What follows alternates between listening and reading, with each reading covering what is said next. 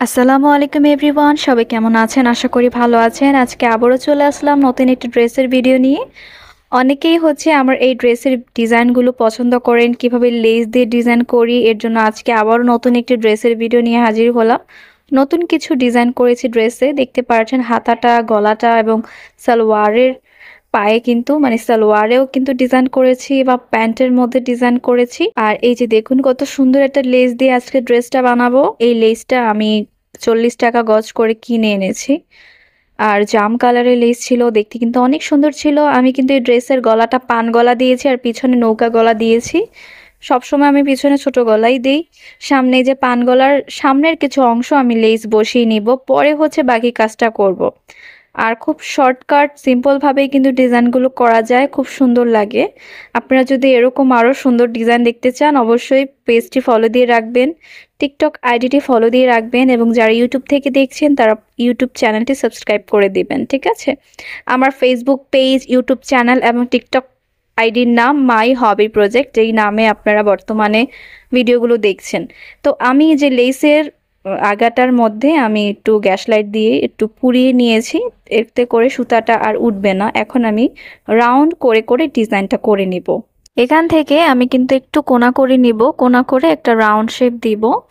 দেখুন এখানে আমি একটা কোনাকুনি ভাঁজ করে নিলাম। যদি আমি এভাবে করতাম তাহলে মাঝখান দিয়ে ফাঁকা থাকতো, যে কারণে মাঝখানের কিছু অংশে আমি প্রথমেই লেস বসিয়ে পরে আবারও গলার অংশ থেকে শুরু করেছি ডিজাইনটা। আর দেখুন মাঝখানে কিন্তু আমার এমব্রয়ডারি ডিজাইন ছিল ড্রেসের মাঝখানে।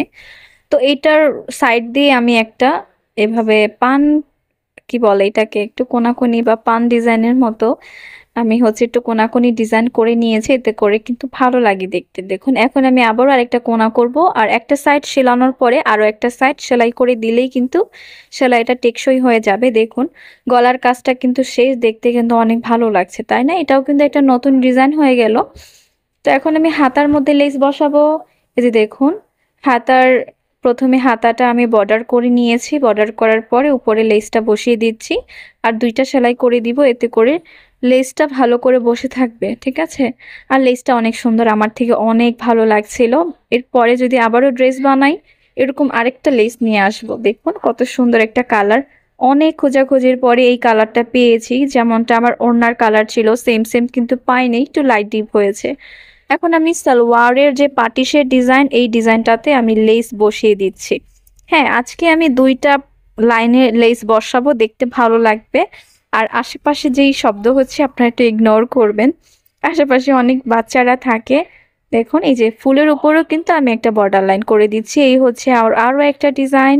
দেখুন এই দুইটা লাইন করেছি আমি প্যান্টের মধ্যে। আর আমি কিন্তু সালোয়ারটা প্যান্ট কাটিং কেটেছিলাম এবং প্যান্টের মতো সেলাই করেছি। আপনাদের শেয়ার করব কিভাবে আপনারা প্যান্ট কাটিং করবেন এবং প্যান্ট সেলাই করবেন, ঠিক আছে? দেখুন এই আমার সালোয়ারের ডিজাইনটা। আজকের ভিডিওটি বা আজকের ডিজাইনটা আপনাদের কাছে কেমন লেগেছে সবার?